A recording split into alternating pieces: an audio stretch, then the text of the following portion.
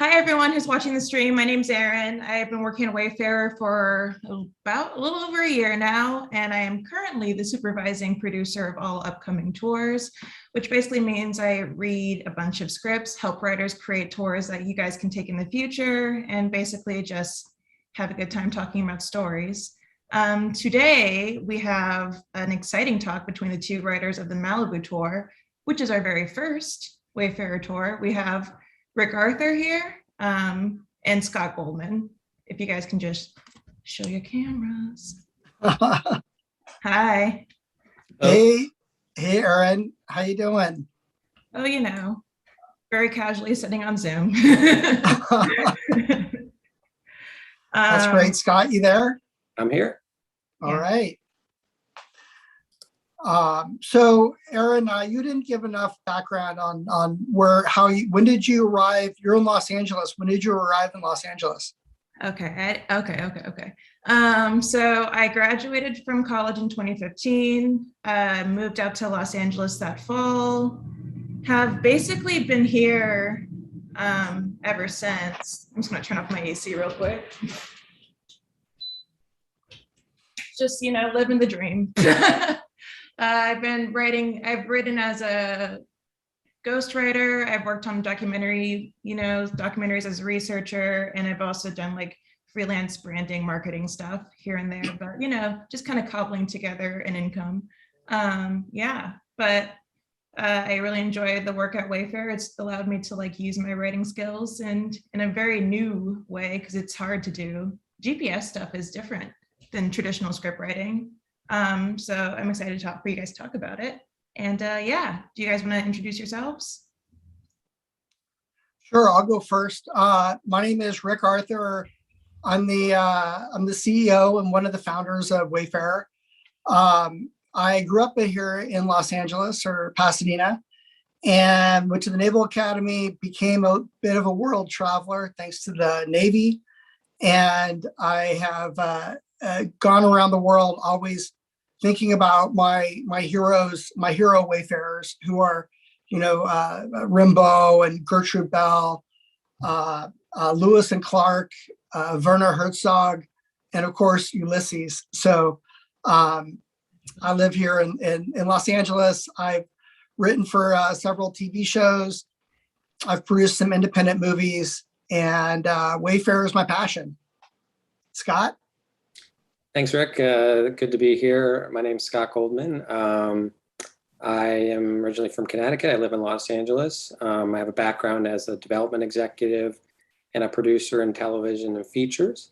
I'm now an entertainment attorney, and I'm one of the writers on the Malibu tour. And I've always loved to travel, and I've always loved to actually research and plan trips. As anyone who's ever asked for my notes on a trip will attest, they get more than they bargained for. So it's been a really great experience working with Wayfarer, and look forward to talking about it today. Cool. So I guess before we get started, I just want to tell the people watching the stream that, stay tuned, because we're giving away 5 free Malibu tours at a $10 value. And, your odds are good of winning right about now.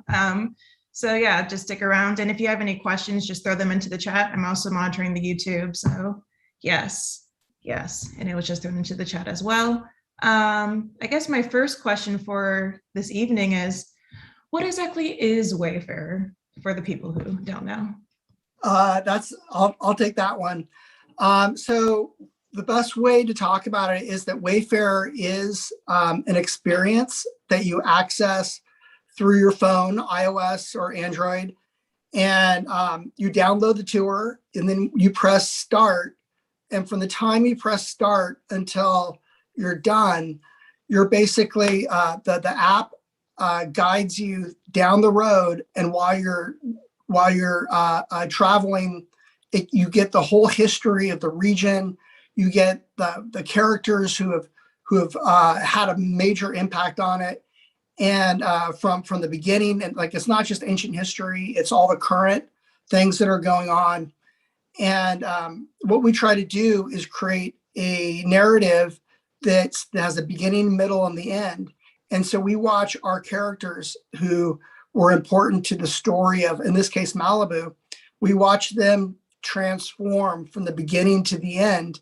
And then the idea, our goal is for the audience, the user, to be transformed also.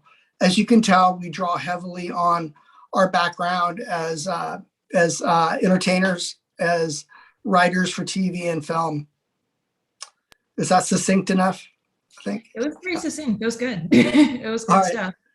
And then my next question for this is, if you were hanging out at home, as most of us were doing during this past year of quarantine and COVID times, what makes a Wayfarer tour basically different than like other driving tours? Why is this so special? I can take this one. First of all, just on a technical basis, in case it wasn't clear, when you start the app, the GPS technology, depending on where you are on the road, will trigger these audio passages. So it's basically as you're driving the route on the map and how it's being directed, these different audio segments get triggered, and it becomes this complete audio tour and visual. To answer your question, I was very excited the moment I heard from Rick about this idea, because I love to learn about where I'm going, and guidebooks are great, and researching on the internet. But I was so fascinated by the idea of this interactive experience. First of all, in COVID, it's great to be able to do, I never really loved doing these tours, and I understand why they're fun, but to sort of sign up for these tours or in a van with a bunch of people, which is not ideal during COVID, kind of do it at a specific time and pay for every family member. It just gets to be a little cumbersome. And I love the idea of basically just buying the tour and then doing it at your own time. And when you want to do it, stop and start when you want to do it, get out of the car and interact with as you're doing it. All this flexibility that sort of is a parallel to a lot of things that are going now in media, which is people expect to get, entertainment on demand. And this is very similar to that. The other thing I liked about it is that, there was this real ability Rick and I are storytellers. So there's this real ability to not just point out, see Malibu Pier, or, here's that restaurant. We can tell longer in-depth stories and be able to really have a fuller experience about, in the case of Malibu, as we'll talk about, these incredible dynamic parts of Malibu that you just wouldn't know about necessarily in all of our research. And I think, the whole idea behind this too is to be, during COVID in my neighborhood, we, because we couldn't do very much, we took walks in the neighborhood and we discovered a quarter of a mile from our house, there was massive orange grove in a residential neighborhood we probably never would have seen otherwise. And it's much harder to sort of have that experience in the car because you're kind of in your bubble. But we wanted to try to replicate that idea of going down the Pacific Coast Highway as if you're doing it for the first time, because now you're seeing it through the eyes of all this interesting information, and it kind of, gets you to experience it for the first time again.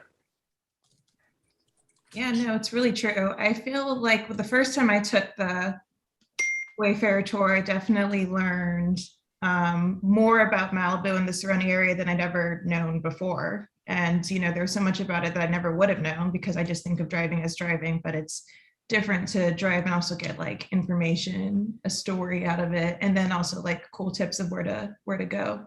But before we continue, I think we're going to go ahead and play the Malibu trailer. So Ty, if you want to cue that up. Ty is off screen, so yeah.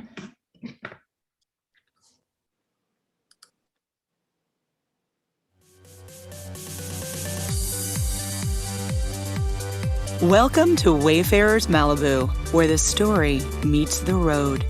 This tour covers a 40-mile stretch of the Pacific Coast Highway and is one of the most scenic road trips in the world. Along the way, you'll get a personal tour guide experience with captivating stories about the rich history of the community, including the birth of surf culture and how movie stars first came to live in Malibu. We guarantee that you will love this tour.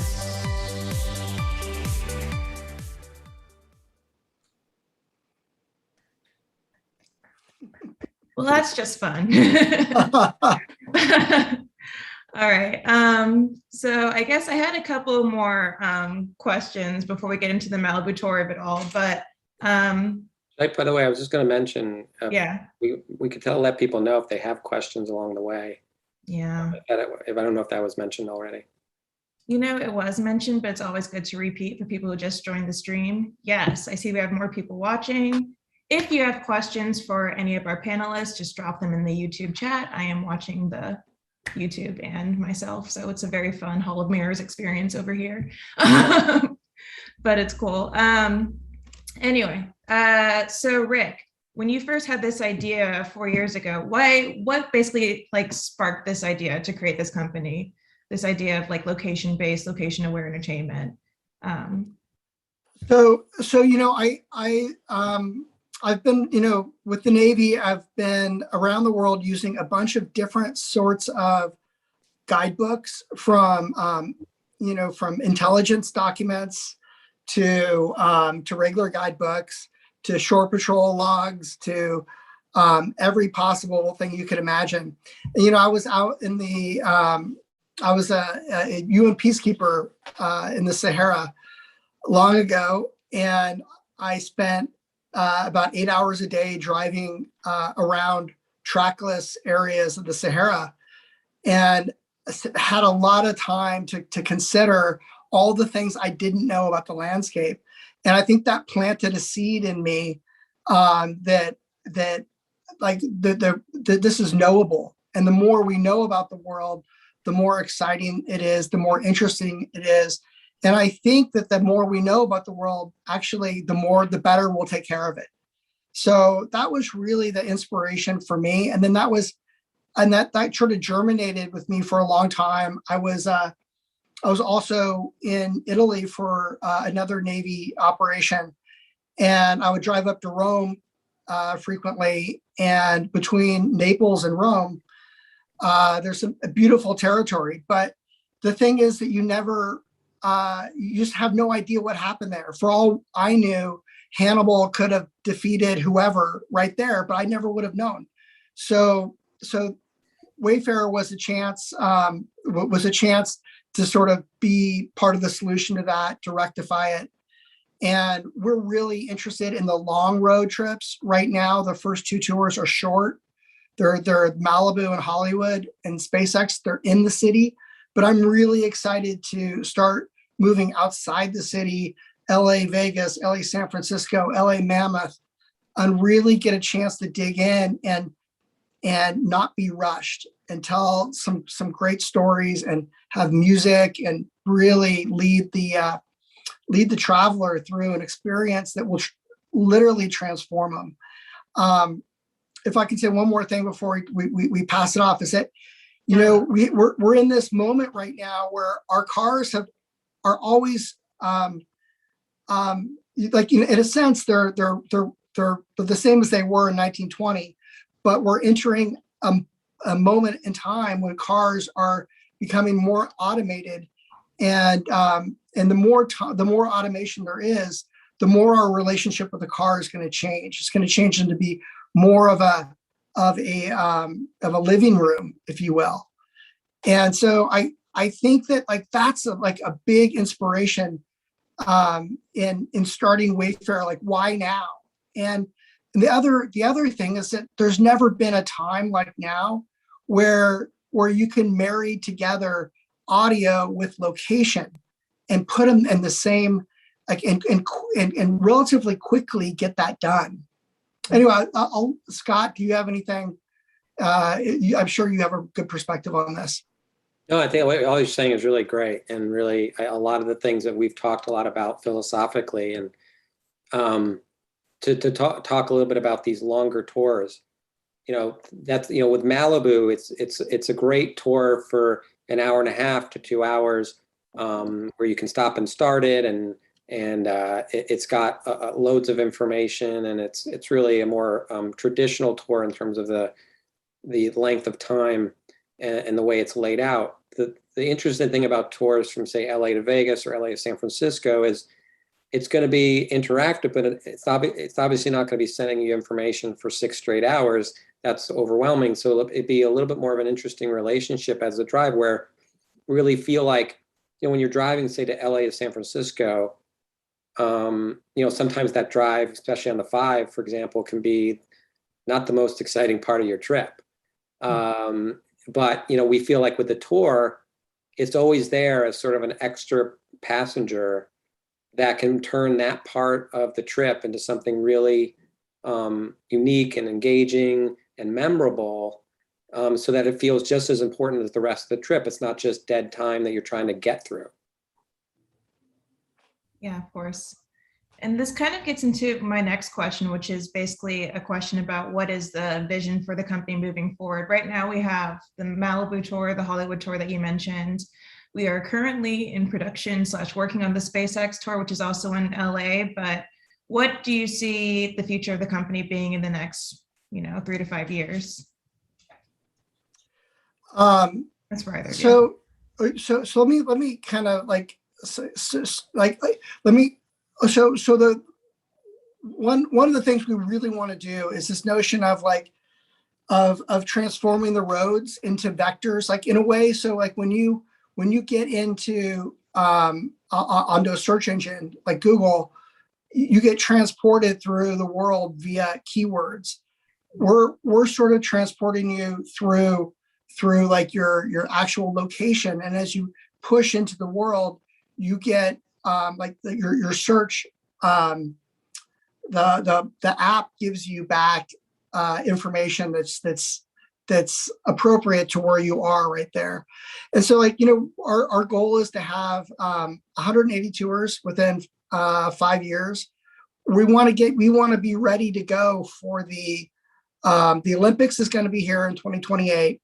In 2026, the World Cup will be here in North America.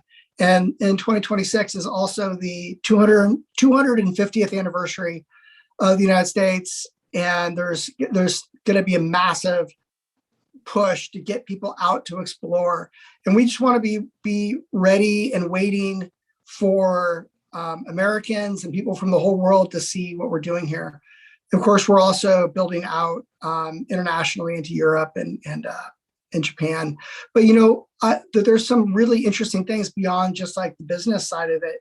Is I can't wait to have something called Eagle Eye, where you think about location aware audio. There's also location aware video, so that perhaps you get to a spot and that the app gives you the chance to say, hey, do you want to take a drone trip over? I know we're passing the Grand Canyon, but do you want to do a flyover? And so I think there's a lot of things we can do like that. We're really interested to see how we can marry the technology with storytelling and just the desire to learn about the world. Yeah, just to piggyback on one thing that Rick said, I think we're trying to do such a variety of tours that it can be some of the things that you would expect to when you get to an area. Like, let's say you're going into the Napa area for a wine tour, or just to go for wine. I mean, that you have a tour ready to go for an hour that gives you a real sense of where you're at. Or you're going on a longer trip to Palm Springs, and you have something that's there for you, and it becomes a normal part of how we travel, so that we expect and sort of embrace the idea, like Rick said in the beginning, that you're not just traveling and sort of on your iPads or sort of tuning out, but that you start to have a relationship with the world around you as you're driving. And I want to say one more thing about this, that is that right now you could drive down Route 66 and you could have read about it before you went on that journey, or you can try to Wikipedia it as or Google it as you're on the road. That doesn't sound like a very fun way to do it. I think a fun way to do it is to get on Route 66, drive down it, get the stories, and then even have the opportunity to live stream the TV show Route 66 right when those episodes are applicable. And then in a future iteration, because we're producers at heart, is that we have this idea of like, hey, why not reboot Route 66 and make it so that it's designed to be taken as you're driving down on Route 66. So there's a lot that can be done here with the technology. It's really exciting. Yeah, it's an ambitious it's an ambitious vision for sure. And I'm just going to say that right now we're working on 10 tours total, including SpaceX, which is in development / we're in the script writing editing process. We're also working on a Park City, Salt Lake City tour. We're working on a tour of the Grand Teton National Park, which is really cool. Skyline Drive in Virginia. We're working on a Napa tour, which I'm personally very excited about as someone who loves wine. Yeah, the list kind of goes on. We're also working on a Vegas tour. The point is that there's lots of tours coming, and it's not just going to be LA and California. It's going to be across the country, and 180 tours in how many years you said? Not 5 years. We have the most amazing people writing the tours too. It's true. Yeah. I mean, just really folks that are experts in the area that know how to tell a story and know how to, and who are doing partnerships with local businesses. So I'm really excited to take every single tour and spend a long time on the road every year, taking our tours and improving them. Yeah, no, it's going to be fun. So yeah, we're like, I think 20 minutes in. So I think we're going to move to the Malibu part of the discussion, which is what we promised. Again, if you guys have, we already have a question. Great. So we have a question from a Verdell Walker who says, are there any plans to do walking tours as well as driving tours? Her last name is Walker, so it makes sense that is the question. And then she also asks, are these tours suitable for kids too? Great questions. I can take the second question first about with kids, and absolutely. In fact, I took the tour with my family, and I have two boys, 13 and 10. We really had it in mind that it would be, it could really be a versatile tour. It could be for a date night. It could be for a family tour. It could be just for yourself. And with my kids, I mean, they really absorbed it, and we try to keep it, really, we don't ever go very long with the audio for various reasons. And we try to keep it, fun and funny and keep you on your toes. We have a trivia question. We really try to make it, not your kind of didactic kind of corporate tour at all, but really something that, you never quite know what to expect. And it's really interesting information. It's very visual. We try to tie as much as we can to what you're seeing. And my kids really enjoyed it. I mean, I think they were supposed to like it. They knew beforehand they were supposed to, but I actually think it was genuine too. And the other things that we can do for kids, or like to hone in on exactly who the audience is as we get more up on our feet and can explore new things to do with the technology, we'll be allowed to possibly, or we'll be able to have like a dial on the app, so that if you have kids along, you get more content that kids would be interested in. If you are interested in geology and plants, I mean, that's the great thing about the location aware audio, is that you can also tailor it towards who the traveler is as we get into it, which may mean, like, if no kids are in the car, you get more racy content, and you can kind of select for that. And then on the idea of whether or not we're doing walking tours, the technology definitely accommodates that, and we're definitely going to do add-in walking tours. Like, for example, we have a beach tour, we recommend a beach walk in Malibu.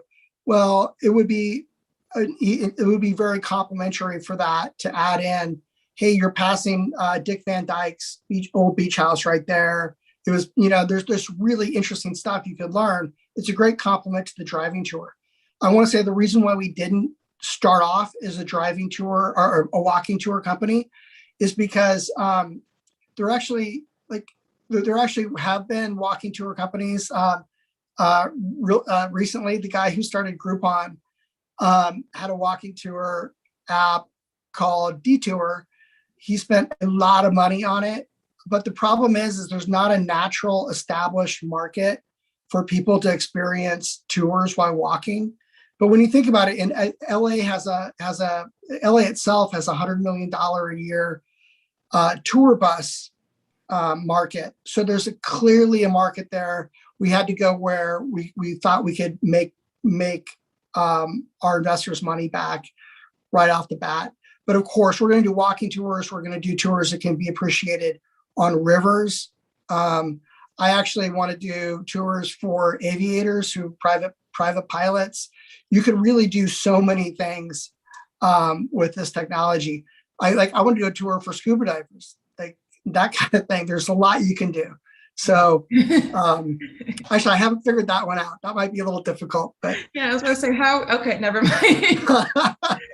But before scuba tours, I think walking tours and biking tours are probably the next logical progression, right? right. Yeah, no, I think the walking tours are definitely coming, and then so would biking tours. I personally would be thrilled to do a biking tour of Amsterdam. I think that would be so cool, or anywhere else. All right, great question.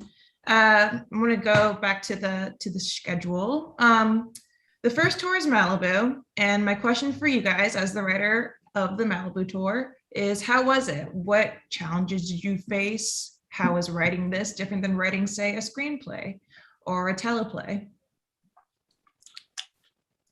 Do you want me to take this, Rick, or you want to? Yeah. Yeah. Give it a go, Scott. This was in a lot of ways probably going to be our most challenging tour, simply because we had to learn the art as we went, because we both write, we both are screenwriters, and it's sort of like, imagine writing a screenplay where beforehand someone told you, well, here's the order of what's going to happen, and you have to work within that set order. And then you have to tell a cohesive story when not all the locations line up in chronological order. And then you're just dealing with the idea of audio only for the most part. And you're dealing with trying to tell stories that are kind of not always told, they're told sequentially, but sometimes there's breaks in between. People are in their cars, they're seeing things. You're kind of telling multiple stories at once. And then there's just a ton of information and deciding what works and doesn't work, and what people can retain from an audio, from audio only.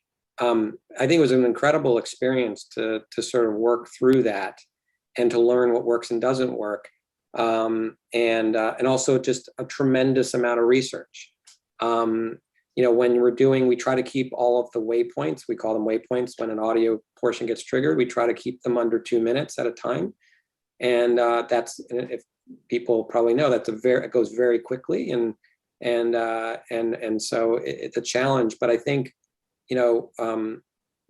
I think that one of the biggest challenges is just doing all the research and then figuring out a way to get across these amazing stories in these little bite-sized portions, and knowing that you kind of are set with you can't have people going loops back and forth to make it chronological. You want to take them on the route, then make it work in the order you're going while telling multiple stories. And we found a lot of different methods as we explored it to make that work. For example, Ryan, who isn't here today, who did the great audio and did the production, came up with the idea of doing theme music per story, so that as we're doing we have stories about surfing. We have an incredible story about May Ringe, who owned all of Malibu at one point in the early 1900s. We have, so for example, those two stories, but they're told in conjunction with what you're seeing. And so by doing certain theme music, it triggered people consciously or subconsciously that we're back to that story that you started to hear a mile before.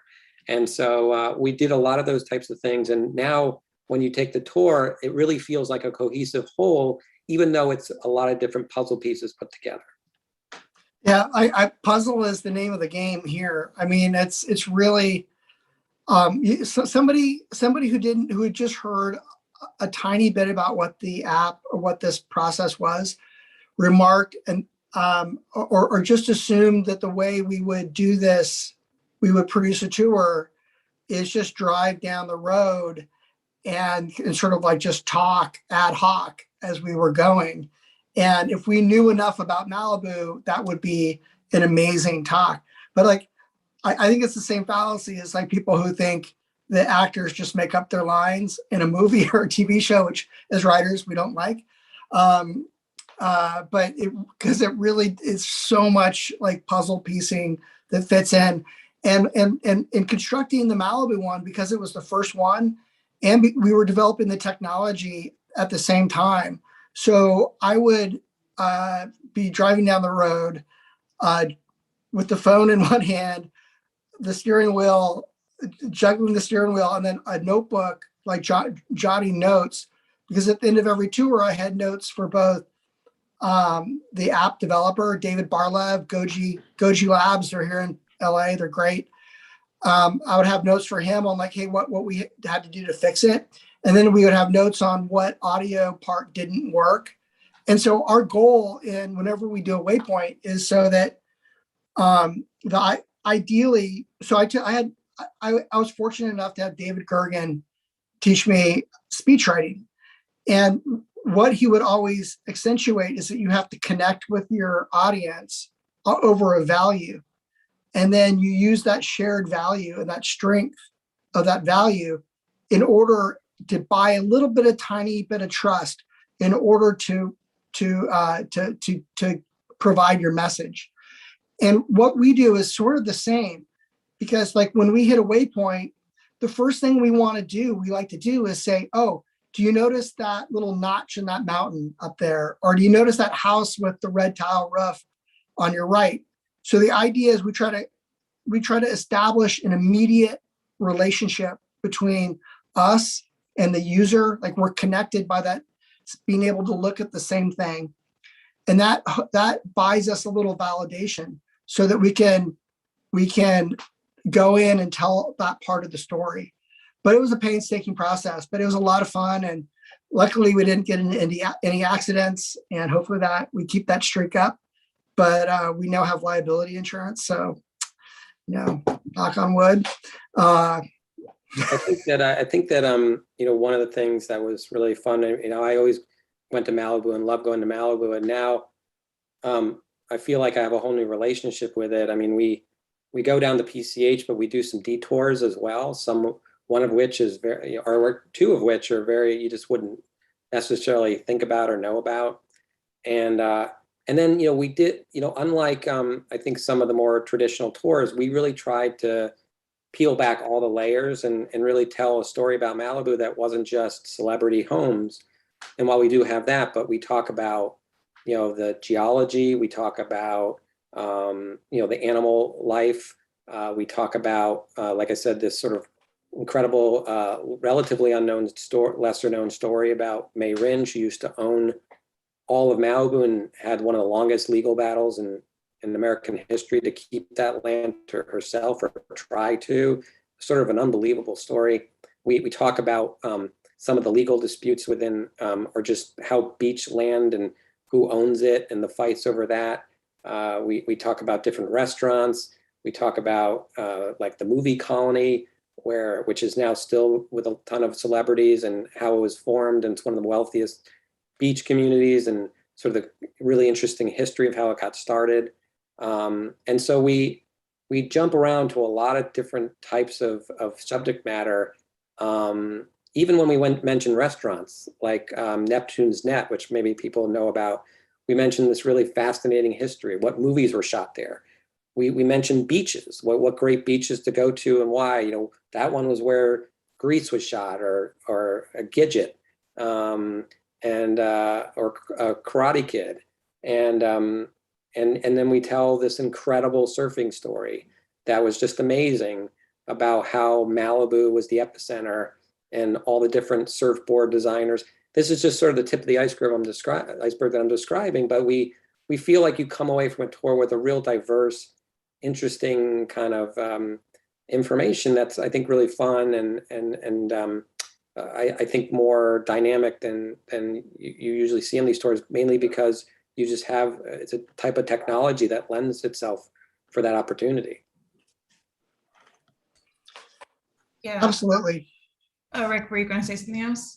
No, I was just really gonna agree with that. You know, a lot of what makes the world interesting is that it's put in context. You don't see if you look at a piece of architecture or building, it could be meaningless. It's meaningless and it's boring actually until you know the story and until you're trained to ask the right questions of the scenery. But once you know the right questions, then the world tells it's a very captivating story, and that's what we really try to do. And so it's exciting. But so I wanted to mention we are going to be talking about some very specific things that we learned in Malibu and give you a little primer to the Malibu area in the second half. Yes, but we have another question from the chat. This one comes from Nancy. She asked, do you test what stories appeal to people? Because the Malibu stories do all seem very interesting. So is there any market research? We do our own internal research. We in the sense that we, like any script writing process, you're going through countless drafts. I mean, just countless drafts. And I've run the tour, Rick's run the tour innumerable times. And so the interesting thing about this tour is we're testing it not just on the page, and not just on audio, but then when you drive the tour, some things just don't work in the tour. They don't fit. We just, just the way it works, or we just don't feel like it works thematically or what have you. Even just working with Ryan when we were recording it, some words I love to use just don't sound very good when you say them out loud versus reading them. And so, I think when it's a great question. I mean, I think we really asked a lot of people and had people read the script and had people take the tour and see if the stories, it's one thing to see if a story is interesting as a headline, but then is the story itself working? Is it working? Are we telling the story clearly? And so it was just a ton of going back and forth over and over again to constantly revise, much like a movie, doing test screenings and getting feedback.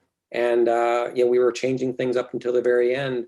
And one of the great things about this technology is that we can continue to change it. Unlike movies that are released, unless you're George Lucas and changing Star Wars, you're typically not changing it afterwards. But this tour can be updated. For example, we have information. We have a waypoint on the Woolsey fires, and that's obviously a very traumatic event, and we can update the tour. Hopefully, not another fire, but just as things evolve, we have the ability to update it. Yeah, it's true. And I'll say too that when I talk to writers who are writing their upcoming tours, one thing I do try to tell them is pursue whatever is interesting to you, but also let's think about what makes a good story arc, basically, what characters have a good beginning, middle, and end, who's struggling, who's overcoming odds, who's failing. These are the things are essentially interesting to all people. It's the basics of storytelling at the core of it, even though there's all of this technology you have to think about too. And like Rick was saying before, it's I've driven down by the Malibu Pier a million times.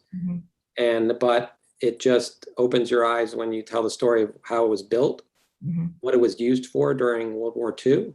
I mean, that just, it's you kind of drive the tour and you have suddenly this image over your eyes as you imagine what it was like 100 years ago. And that image in your head then kind of gets settled in your brain for any future visit. And it adds, like Rick was saying, it suddenly adds, especially for my kids, taking the tour, it adds this layer that you're not just looking at the veneer, you're looking at the whole history of what's behind it.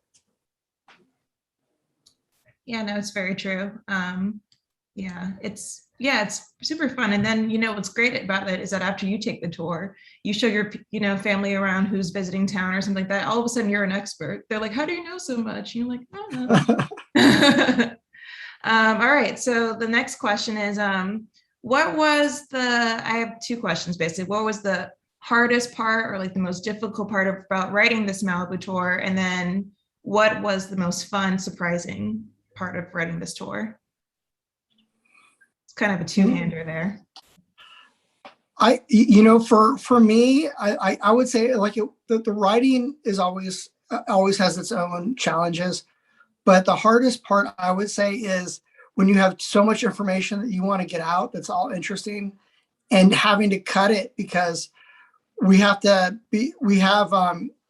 set the way we design each tour is that the way that technology works is you're going down the road, and depending on how fast you're going, and we have to assume you're going like 50 miles an hour, whatever the speed limit is. And so you only have a certain amount of time to tell that little nugget of story. And so you have to cut relentlessly. That was the hardest part for me. Yeah, that was one. Yeah, it's a great point. I mean, now the tour is like, we have it perfectly timed. That's why we tell people don't speed. But if you're going the speed limit, it works really well timed. And of course, when in LA, is there no traffic? So that probably won't happen in real life. But unless you do the tour at 3:00 in the morning, which we don't recommend. But I think one of the challenges was also just the research and forming the structure of it all. I don't know if people have read like Bill Bryson, who does these great books where he takes all this tremendous amount of research and boils it down in this fun, easy to understand way. We had to suddenly be, as opposed to a screenplay where you're writing a story and you become an expert of that 2-hour story. I found that, suddenly now I have to become an expert on 1950s surf culture. And then tomorrow I'm going to be an expert on the Santa Monica Mountains and their history. And the next day it's going to be, the Channel Islands National Park. And so you're learning, and I found it challenging, but incredibly rewarding, but you're getting all this information and then you're figuring out the best, most fun way to impart it to people within a certain amount of time. And I think that was the biggest challenge, but I think the most rewarding because it when it works, hopefully you guys, when you take the tour, you feel it will, it really becomes like a fun way to really learn a lot about a lot of different things. And then on the flip side, what was the most exciting or fun aspects of writing this or even road testing it? Definitely when the tour worked from beginning to end with nothing cutting off and no technological difficulties. That was a very exciting moment because you could suddenly, for so long, Rick and I were taking the tour, not even focused as like enjoying the tour. We're just so focused on timing and technology. Suddenly I could take the tour and just enjoy it, hopefully like a normal person would enjoy it. So that was exciting. Yeah, I would say, one of the most thrilling things for me was I would point to two moments. One is when the first time I tested the technology and I did a tour, or just like a little test tour right around my neighborhood. And I recorded something on my phone. I uploaded it to the back end, and then I downloaded it onto the app. And then 5 minutes later, I was on the road, and it was just a very thrilling experience to see how quickly I'm looking for the right word, sort of like how malleable the experience could be and how you could create it very quickly, really.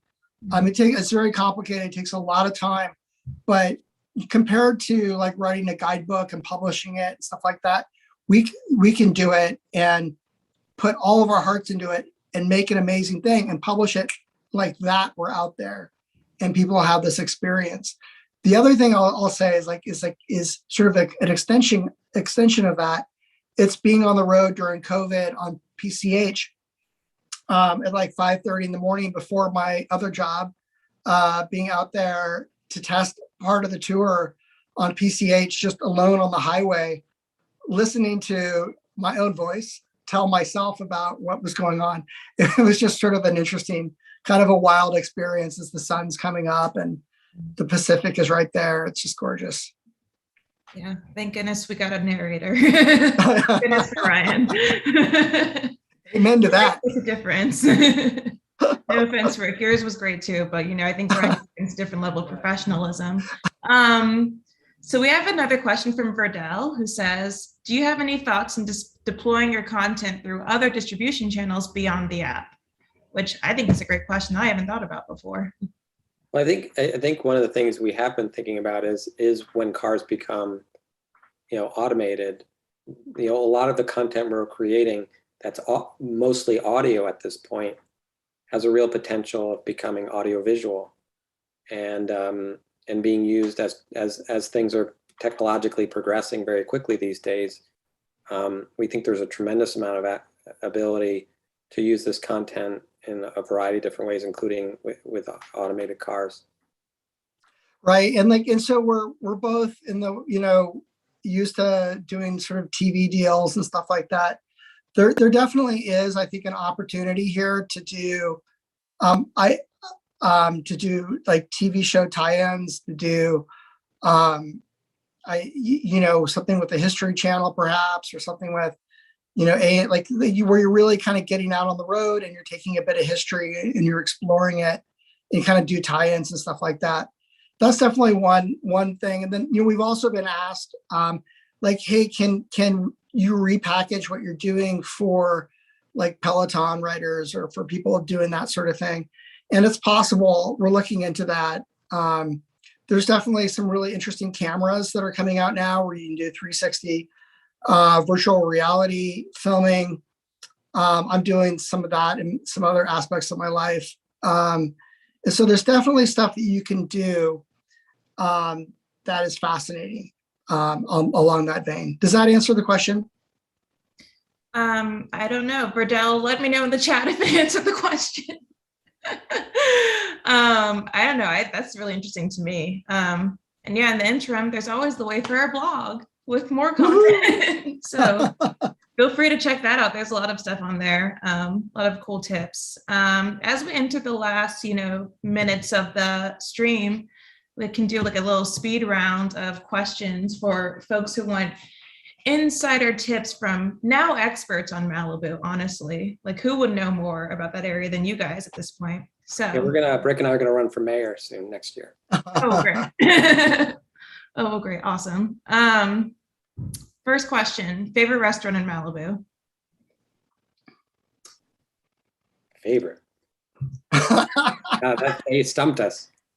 I have so many that I like there. We're all very food motivated people. Yeah, we really, I always loved Neptune's Net just for the experience. It's just, one of my favorites is Malibu Seafood. It's a popular one. I find it to be, it's very sort of paper plate, pick your fish, but it sits on the ocean as you kind of come down this gorgeous view. And, they have an outdoor seating area. And I swear every time I'm there, you meet great people, and the camaraderie is great. And it's not just the food, it's the experience of meeting people out there, looking out at the ocean. I'm a big fan of that one. So I love both of those. And it was something that's not on the tour we don't point out is Joffrey's, which is sort of a place we go for like anniversary dinners or something like that, designed by Nutra. JFK supposedly took Marilyn Monroe there back in the day. But so that brings me to Chez J, which is actually in Santa Monica. It's a steakhouse bar.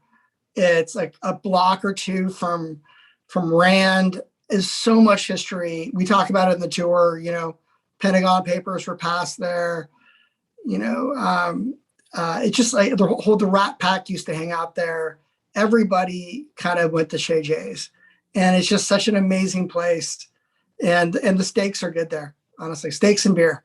Has one of the best Shirley Temples in town for people. Who... For people with kids or people just like Shirley Temples? No. Shirley Temples are for adults too. Okay. I will say also Shay J gets a shout out in the SpaceX tour because a lot of astronauts went there. And I'm like Buzz Aldrin. But they give out nuts at Shay J, and one of those nuts went into space. Mm-hmm. The astronut, as they call it. All right, and then favorite beach in Malibu. I'm partial to Leo Carrillo. I've great. First of all, Karate Kid was shot there, so that's already a big bonus. But also just the tide pools there. I mean, with my kids having great memories of walking out there. It's like a little aquarium, and it's really beautiful. And then Rick had told me about Matador that I didn't know about, and it's smaller and more condensed, but like straight out of Inception or something. It's really quite dramatic. But Leo Carrillo is one of my favorites. Yeah, so for me, I would say that my favorite is sort of hidden. It's not marked. It's called Heavens. That's the surf break. It's about half a mile down from County Line, from half a mile south from Neptune's Net, and you park there and you walk down, and it's really like old Malibu. There's no houses there. It's just a cliff, sandy beach that goes really wide beach, and it's just gorgeous. And you wouldn't even know it was there in your car. Well, that's a fun insider tip, guys. And then favorite hike in the area. I'll go first. It's not a traditional hike. It's a beach walk. It goes from Paradise Cove, which is actually the Paradise Cove is where they used to film Rockford Files, one of my favorite TV shows. Jim Gardner. It's awesome. That's where his trailer was parked. But you can go there, and then at low tide, you can walk from there all the way down about 1.5 miles, 2 miles down to Point Doom. And it's just stunning area. Beautiful beach walk. Gorgeous. I'll mention two quick ones. Solstice Canyon, which is right off the PCH. It's a fun hike area. You have different ways to go. There's sort of an abandoned home there from many years ago. It's really quite pretty, and you have a beautiful view of the ocean if you take a certain path on the way back. I also have to say, over COVID, I took the Point Doom hike, which is right near Sunset Restaurant on the beach on Westward Beach. It's not a long hike, but you go up Point Doom and you get to the top. But it's so incredibly almost gives you vertigo. But it's like you're overlooking the ocean with this stunning view, and you can see seals right down below, and whales at times for certain parts of the year. It's really, really dramatic and intense. Not long, but tremendously. Stunningly beautiful. That sounds like my ideal hike. Not long, but good results. Right. That's the ideal. Are there any other hidden gems in the Malibu area that you want folks in the stream to know about? I want to talk about Lake Shrine, which is actually, it's not on the tour. We had to cut it. It's one of the things we had to cut out because we didn't have time to give it its due. But it's right off of PCH, about 1/4 mile up Sunset Boulevard, and it's like an enlightenment center. It's a gorgeous walk. It's like I think a little bit of Gandhi's ashes are there. There's it was where the funeral services or the memorial services for Tom Petty were there, and also George Harrison. It's just really a magical place that you just would not believe. You know, Elvis used to love it there. He used to go, he would be very stressed out from doing all the movies. It wasn't, you know, and he needed to get away, and that's where he went. So that's a happy place. Yeah, that's a great one. I really enjoy going there. I'll mention, first of all, it's not really a hidden gem in terms of the Country Mart, though, is really a great place. It gets packed on the weekends, but it's all the restaurants there, and they're building it out, and it's a really fun place. But I will say, I'm going to pick kind of a unique hidden gem, which is on our tour. It goes up to Mugu Rock. On that last leg of the journey, as the road kind of opens up, at some point about 4 miles before the end of the tour, if you look to your right, there's going to be suddenly, the Santa Monica Mountains are on your right-hand side the whole time, but suddenly it's going to be a huge sand dune, a massive sand dune that's going to kind of, and people park right along there and they hike up this sand dune. I've did it with my family. It really gives you insight into how much you need to get back into shape or not. But because it looks, it's like a weird thing. You know, when you're in Vegas and you see like Caesar's Palace, like right there, and you're like, we're just going to walk right there. And then you realize it's 3 miles away when you start walking. The sand dune looks like, oh, it's not that bad. And you start climbing it and you realize, why is it the top not getting closer? But when you get, although we were there and there was a guy working out by carrying a monster truck tire as an exercise up. So we felt like we had to at least climb to the top if this guy's doing that with a tire. But we got to the top and it's so much fun and it's so peaceful up there and you have a gorgeous view of the ocean. It's a great way to get out there and be active, and it's usually not very crowded, and it's kind of one of those places that you may not know about because it's just past the Ventura line. Yeah, it sounds pretty cool. I love a hike, or I love any sort of exercise when you are dying and then you see some guy with like, I don't know, like huge dumbbells running barefoot and you're like, okay, I guess I should. It's just, you know, gotta love LA. Is there anything else you guys wanted to include in the tour that didn't make the cut? I think Rick just mentioned Lake Shrine. Is there any other things that hit the cutting room floor? Gosh, we really didn't have to cut too much of the actual Lake Shrine. Was one of the ones we really worked hard to keep in everything we could. I'm trying to think if there was anything else, but we really actually, that was the only major one we had to cut, right? Yeah, I think so. We wanted to talk about the Topanga Canyon and restaurants up there, but you know, Topanga is awesome. We'll probably look into doing like little side tours up there. You know, where the kind of add-on kind of things. Actually, the whole Santa Monica Mountains there's amazing stuff in those mountains, and definitely want to do that. So, yeah, that was like, you know, and you know, before we wrap it up, I wanted to say that this sort of like last 10 or 15 minutes that we're doing right now, where we're talking about the Malibu tour and like what we really loved about it, it's something that we'll do for every single tour. We're going to really, the writer, let the writer and the producers talk about like what it is that excited them about it, and get that story out there. Cause that's the behind the scenes is it makes it sort of, it allows you to know kind of what to look for. Yeah. So when you guys take the tour, you can really be like, wow, the work that went into this. Yeah, exactly. Well, all right, guys, I think that's it for now. And now, as promised, we're giving away the free Malibu tours. I did not think through how to do this, honestly. So if you would like a Malibu tour, just drop in to the chat that you would like one, and I'll get your email from you and send it to you. How about that? Sounds good, everybody? That sounds good. Sounds good. Hey, I wanted to do a shout out also to Ty Turley for putting together the technical aspects of this. Thank you so much, Ty. You did a fantastic job. I can't wait to hear about your tour in Salt Lake.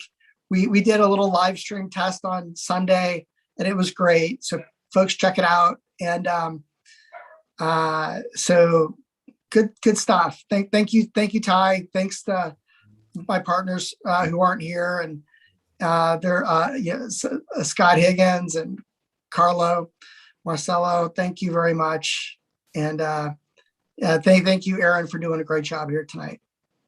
Yeah, thank you guys. And thanks everyone for watching the stream, especially after last week. I appreciate you coming back. This has been fun. Can't wait to do this for the next tour. And that's it. I guess we'll slide on out of here, right? Woohoo! Yeah, 10 o'clock on the dot.